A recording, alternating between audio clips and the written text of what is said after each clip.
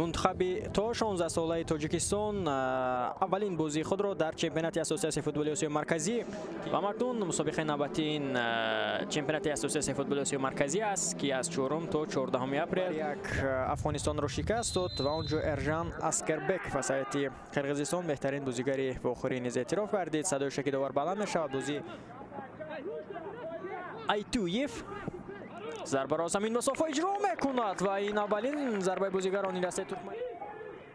اولین هجومی دسته ما توسط کناری چپ اکنون لوبوتوب است. بازیگری دسته ما فرصت نیست پیدا میشود. امکانی ضربه زنی از ضربه اجرا کرده میشود و چی فرصتی بود برای نورسانی ما. داخل جریمه گاه ارسال کرده میشود. فرصت است برای اجرایش ضربه بسیار یک ضربه قوی اما بالاتر است.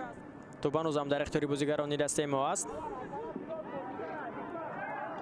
فرصت پیدا میشد برای اجرایش ضربه نیز زده شد و چه حالتی بود که اون رو به گل تبدیل دادن. هم تلاش نوبتی از جانب بازیگران دسته تاجیکستان بسیار هم خوب.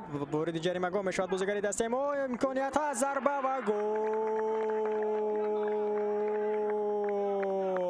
بود دوستان عزیز ببینید که چگونه بازیگزاری خوب از جانب نظروف و همچنین حسن بویوف پاس داده شد. کاپیتان دسته از همین مسافت ضربه را اجرا کرد. ابالاکوف ضربه کنجی نوبتی به فایده دسته ما پرتاب اجرا کرده شد. ضربه با سر و فرصت نیست است و باز هم اینجا تیری در حوزه نوبت شود. داور اجازه داد.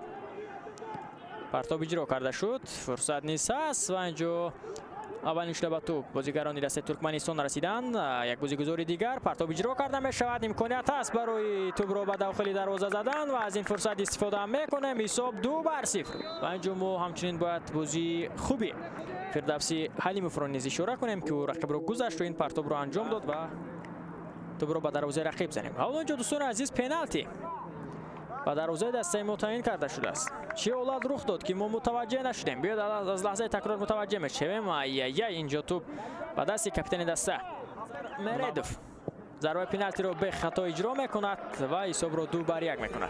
ترکمنستان با یکی از گل ها پاسخ میدهد. حساب 2-1 میشود. توسط کناری راست تلاش نوبتی از جانب بازیگران دسته تاجیکستان. امکانیت هست ضربه اجرا کرده میشود و بالاتر از دروازه توپ محمد عطیف و دوستان عزیز اینجا اکنون گل سوم دسته منتخب نورسان تاجیکستان را استقبال میگیریم که جمهور اندازی کرده شد. چگونه بازیگزاری در سطح عالی بود. چگونه ضربه اینجا اکنون اجرا کرده شد. الانوروف 14 محمد امکانیت است برای اجرایش ضربه. فرصت هست. ضربه اجرا کرده شد و اکنون تو به تیری دروازه برمیخورد. چه امکانیتی که اینجا از بین رفت. کنار راست هجومی دسته را اندازی کرده می شود. پس نیز داده شد. فرصت هست برای بازیگران دسته ترکمنستان و بسیار هم خوب دفاعگری ما بازی کرد و این حالت را برطرف کرد. بسیار هم خوب امکانیت پیدا می شود برای بازیگران دسته تاجیکستان. فرصت هست برای اجرایش ضربه و اکنون ضربه و اکنون گل چهارم به دروازه ترکمنستان زده می شود. گرچه که این هجومی که دسته ما داشت متوجه میشیم. بسیار هم یک بازیگزاری خوب بود.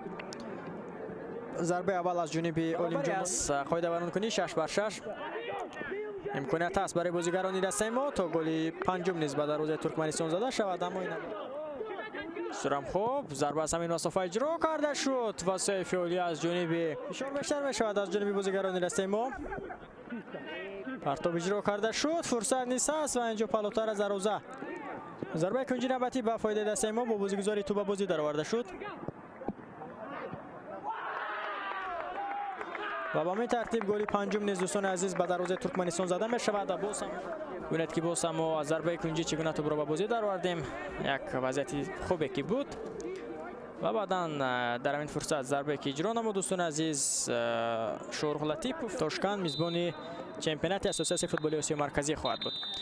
و همین ترتیب با حساب بزرگ 5-1 دوستان عزیز تیم ملی تاجیکستان توانست که ترکمنستان را شکست بدهد و میرسانیم و این غلبه منتخب نورسان تا 16 ساله تاجیکستان را به کلی هموطنان شد باش میگویم. با شما بودم من فریدون سفرزاده. صحتمند و پیروز و دوستدار فوتبال ببینید. خیر.